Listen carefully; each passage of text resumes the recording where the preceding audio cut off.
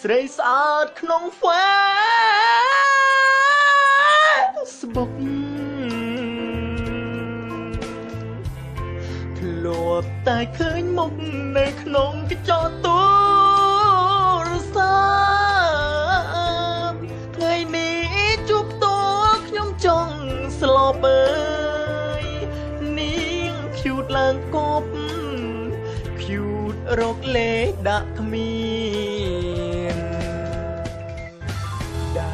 រា Facebook មុខដូចកែវណាម៉ា cute ដូចតារាដោយសារ300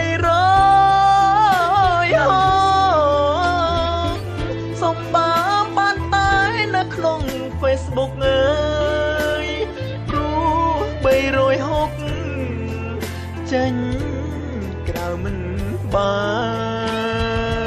នឃើញភ្លាមខ្ញុំហ៊ានដាក់ចិត្តស្នេហ៍ភ្លេចឥឡូវពីពេលព្រោះចាញ់សំរងលោកស្បូតសច្ចាថាខ្ញុំនឹងស្មងឥឡូវដឹងហូរពេលអងចង់ទៅបួនលាសំប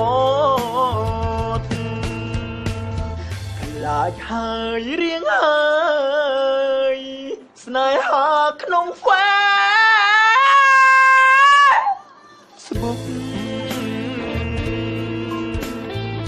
ថ្ងៃក្រោយចាំទុកឃើញមុខផ្ទាល់ចាំស្នេហ៍មិនចង់ជួបជាលើកទី2ទេអើយឈឺចិត្តឥតលហើយព្រោះតែ360ខ្ញុំហ៊ានដាក់ចិត្តស្នេហ៍ភ្លេចឥឡូវដូចពេលព្រោះចាញ់សំរង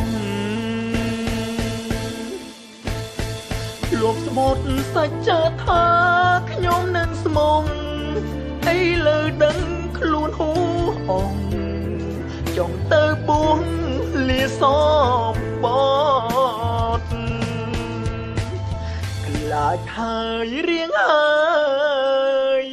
ស្នេហាក្នុង Facebook ថ្ងៃក្រោយចាំទុកឃើញមុខផ្ទាល់ចាំស្នេហ៍មិនចង់ជួបជាលើកទី2ទេអើយឈឺចិត្តឥតលហើយព្រោះតែ360